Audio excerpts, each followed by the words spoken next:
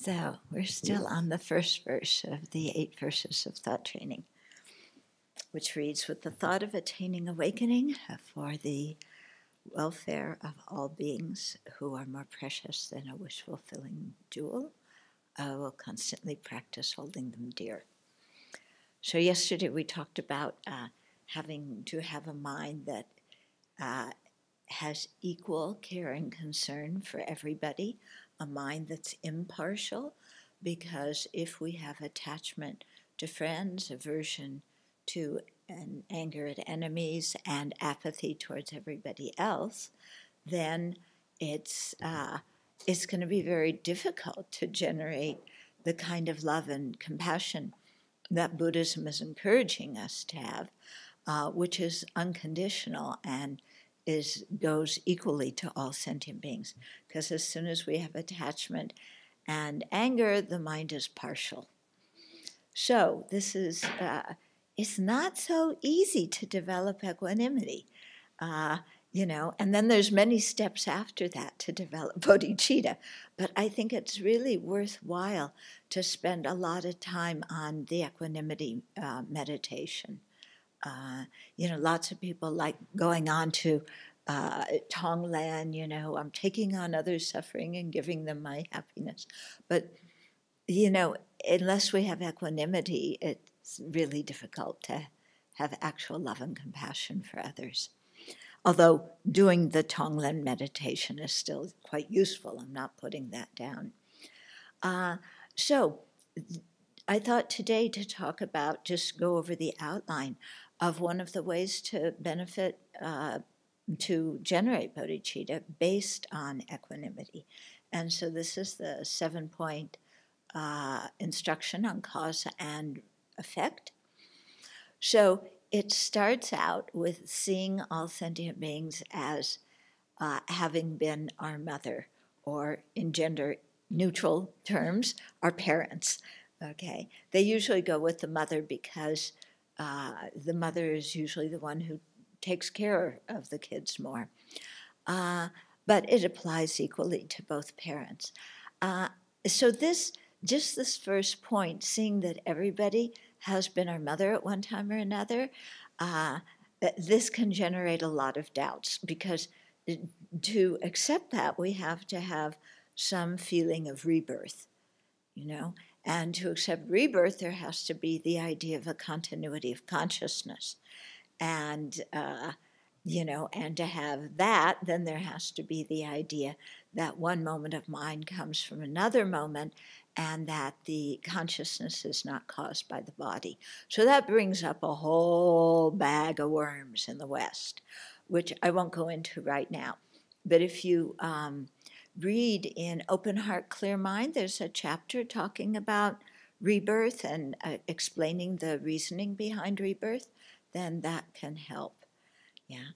Then the second thing that's difficult about that, first of all, just accepting rebirth, is the second is they've all been my mother. Oh, and then we go like, oh my goodness, one mother was bad enough, and now I have all sentient beings have been my mother, and then the next of the points is recalling the kindness of our mothers, and then we go, oh my goodness, all my problems are due to my mother and my father. I mean, this is what Freud said. Okay, so it's a very difficult point for Westerners, because with contemporary psychology, we tend to see that so many of the causes of our problems came from childhood conditioning. And who were the chief elements in our childhood conditioning? Our parents. And so then, if we, have, this is our cultural viewpoint, and we're very firmly entrenched in it, we believe it, and then that creates some difficulty for this meditation, because we haven't trained, we didn't grow up in a culture that thinks of the kindness of our parents. If you grow up in an Asian culture, Yeah. Families have just as many problems, but you're also taught that your parents have been kind to you and that you need to appreciate the kindness of your parents. Yeah. In the West, we're taught, well, yeah, it was our parents' duty to bring us up in the most perfect way, but they failed, you know. So therefore, I can, attribute all my neuroses to my childhood experiences. Yeah, that doesn't fly so much in Asian culture. Yeah, because you're really taught it's the whole glasses half empty, glasses half full thing. Because if we look at our parents, yes, we can find faults galore, you know. In fact, we usually tend to find that they have more faults than we do. Actually, the whole world has more faults than we do. Yeah, because, we're really together, and all of our faults anyway are due to others in the world. So you see, there's something with our fundamental outlook on life that is actually quite slanted, you know. And I grew up with this as much as anybody else, and have worked with it over the years. And my mind sees things in a very, very different way now. Um, because when you think about it, what your parents went through to just have you, yeah. I remember my mom said if it's a good thing she didn't remember the pain of labor, otherwise she never would have had my brother. Yeah, that's how much it hurt. But, then you see, oh, they go through that kind of pain.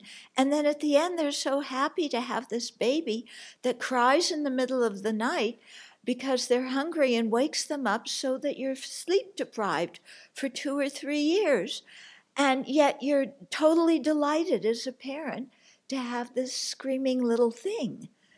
Yeah. And they love it. Yeah. I'm sure, if any of you screamed in the middle of the night and woke me up, I would not look at you with loving eyes. Yeah. And yet, this is the way our parents looked at us, or whoever it was who took care of us. They looked at us with loving eyes and got up and fed us. And, if you came to my place and you peed and pooed all over the place and I had to change your diaper, I would not be happy. And yet I've talked to parents and, they don't see their kids pee and poo as dirty. They just, it needs to be changed and they change it and they're very happy doing that. Yeah. And so, you really think of what parents had to put up to have us. Yeah. You really think about it. And, how they taught us to walk and talk, and they taught us manners. And I remember all the times I was disciplined and I thought, this is totally unfair. They're blaming me for something I didn't do. And anyway, even if I did do it, it was fine to do it. Why am I getting, criticized and yelled at for this? And yet now I look back and I say, wow, I'm really thankful that they taught me just some plain old human manners. Because if you don't have that, and you don't know how to say please and thank you, you're really lost as an adult. And yet what our parents had to do just to teach us basic human manners.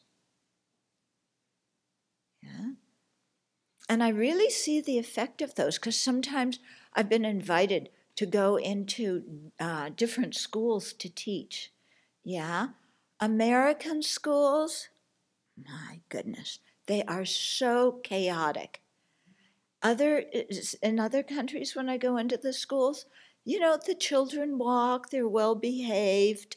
If you're walking, they move so you can get by. In American schools, they are screaming, they are shouting, they sit in the in the corridor with their legs stretched out, and they're not going to move them just because people have to walk down the corridor. You know, I mean, this is our culture. And, and so really thinking of the kindness of our parents who taught us to take other people's experiences and feelings into consideration. You know, that we aren't the only one in the world who's important. And I know my parents had to work very hard to teach me that. And I'm a very slow learner. I still think I'm the most important one. But it would have been worse had they not worked on me for several years. Yeah? So I think, you know, in terms of this meditation of seeing the kindness of our parents, we really have to look at it and focus on the full part of the glass instead of the empty part of the glass. Okay? Because if we always focus on the empty part, then our whole life is overshadowed with resentment. Yeah? And there's just all the time resentment, you know, at some level underlying things. And, you know, I've just found now that when I think of what my parents did, I'm just extremely grateful. Yeah. And yes, you know, it was not the ideal family, but I think of, you know, my dad working hard for years and years and years, looking in people's mouths all day. My dad was a dentist, you know, all he did was look in people's mouths. I don't think that was so pleasant. And yet he did it very happily so that I had food. Did I appreciate the food I ate? No. Yeah. To look at, you know, what my mom had to do, also to put the food on the table. Did I appreciate that effort? No. Yeah. So to really change the mind and see the kindness of our parents, it changes our minds. Yeah. And then the third step in that is then to see, you know, if all living beings have been our parents, and if our parents have been kind to us in many ways, then all living beings have been kind to us in all those ways in previous lives. Yeah. And so, you know, because Buddhism is very much this thing that it's not just this life. So you start looking at people differently. And, you know, so that you don't always think they are who they appear to be in this life. And you see, wait, they had a previous life. They had a future life. You know, they're going to have a future life. And, you know, they've been my parents and they've been kind to me in that way. And I'm probably going to be in samsara for a while, so they're going to be my parents in the future, and they'll be kind to me in that way. Yeah. And so to really begin to see other living beings as kind, even if this lifetime, yeah, we don't particularly like them, or we don't approve of their actions, or whatever it is, to see that in previous lives they have been kind.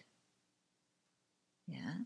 So again, it helps us to break this notion that people are what they appear to be right now, and that they always have been what they appear to be right now. Yeah. They've been, you know, extremely kind parents who have sacrificed for us in, you know, in having us. And so to really appreciate that. And yeah.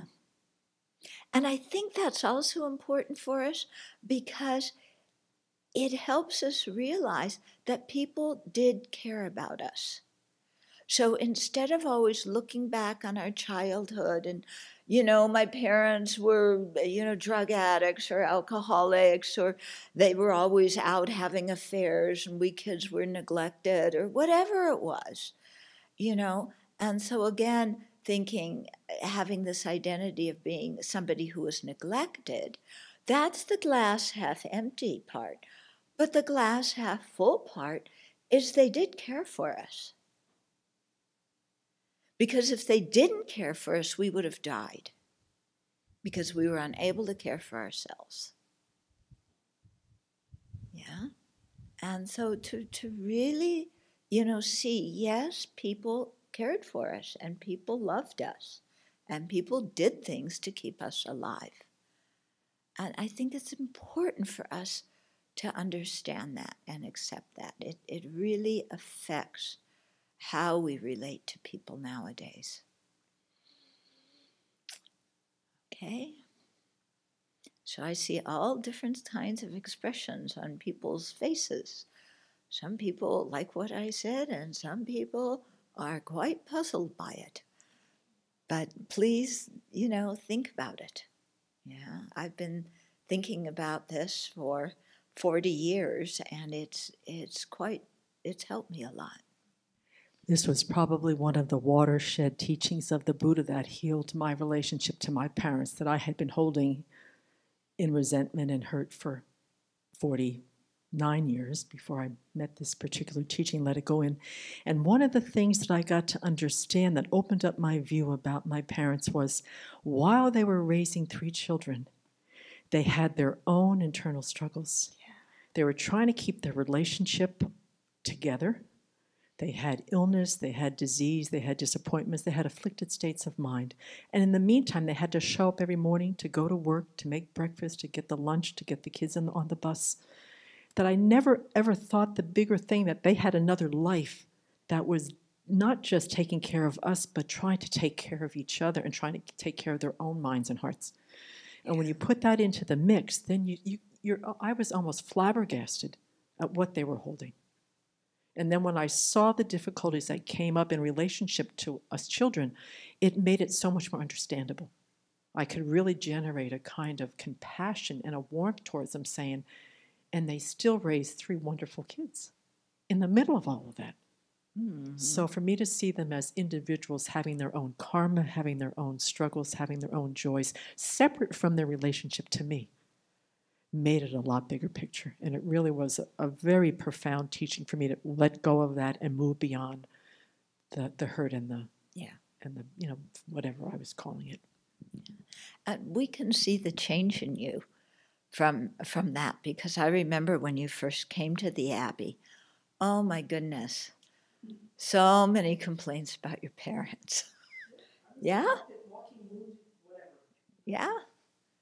And you don't have that attitude at all now. Yeah. So this teaching was the one that turned it for you. Yeah. Okay. So those are 3 of the 7 that sentient beings have been our parents. They've been kind to us as our parents, and then actually the 3rd one, we only did those 2. Okay. So we'll get to the 3rd one tomorrow.